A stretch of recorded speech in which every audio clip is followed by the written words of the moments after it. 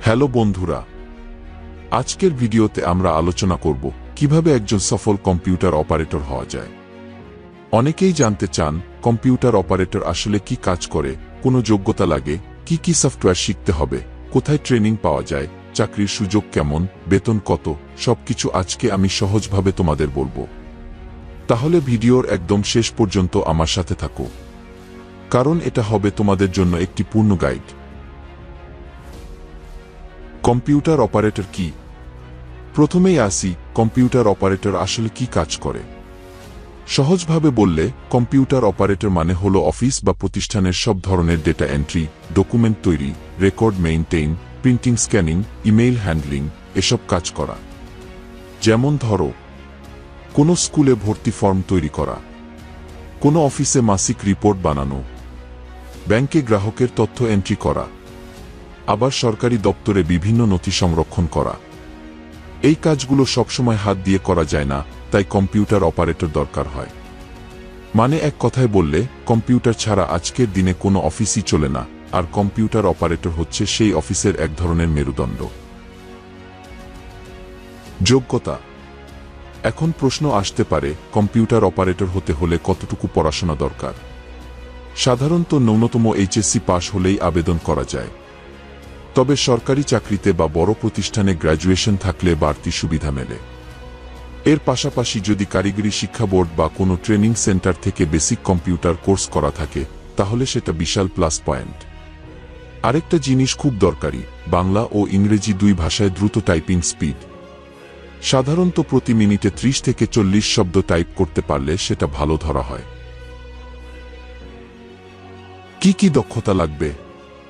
এবার আসি মূল জায়গায়, একজন কম্পিউটার অপারেটর হওয়ার জন্য কি দক্ষতা শিখতে হবে। Software skill. মাইক্রোসফট ওয়ার্ড, চিঠি লেখা, রিপোর্ট তৈরি, ফরম্যাটিং।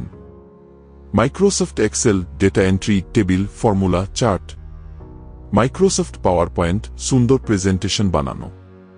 ইমেইল ব্যবহার, জিমেইল, আউটলুক দিয়ে অফিসিয়াল মেইল পাঠানো। ইন্টারনেট ব্রাউজিং, তথ্য খোঁজা, file download, upload. Google Docs, sheets, অনলাইনে টিমওয়ার্ক করা। Technical skill. বাংলা ও ইংরেজি দ্রুত টাইপিং। প্রিন্টার, স্ক্যানার, কপিয়ার চালানো। ফাইল ম্যানেজমেন্ট ও ডেটা ব্যাকআপ। বেসিক নেটওয়ার্ক জ্ঞান, যেমন লেন কানেকশন, প্রিন্টার সেটআপ।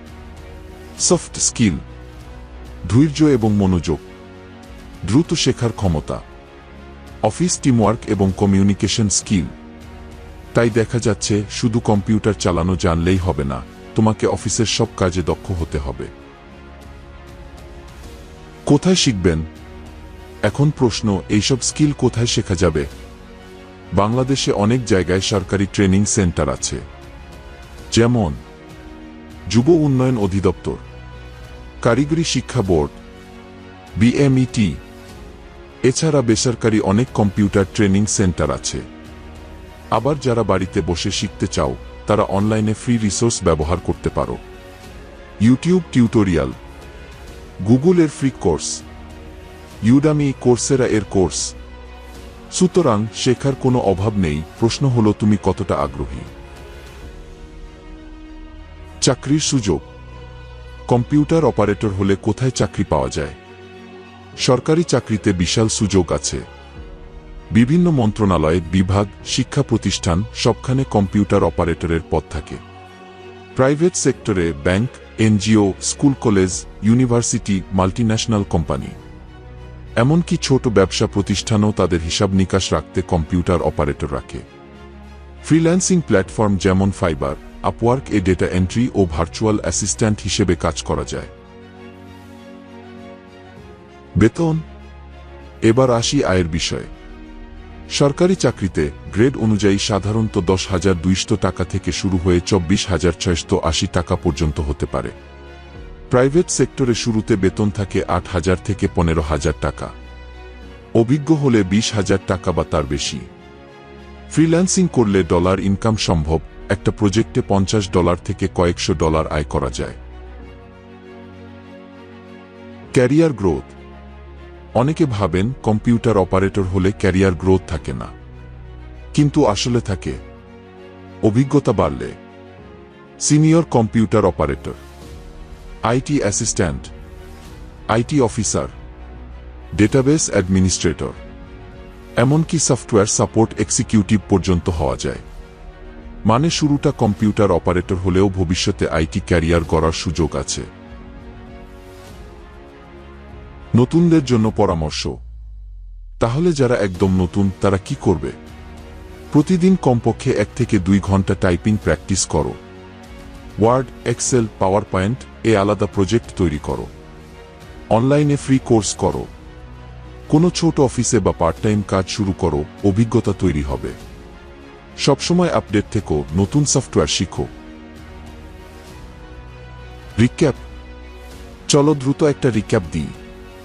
আজকে আমরা দেখলাম কম্পিউটার অপারেটর কি কাজ করে, কি কি যোগ্যতা দরকার, কি কি দক্ষতা শিখতে হবে, কোথায় শিখবেন, চাকরির সুযোগ ও বেতন, ক্যারিয়ার গ্রোথ, নতুনদের জন্য কিছু পরামর্শ।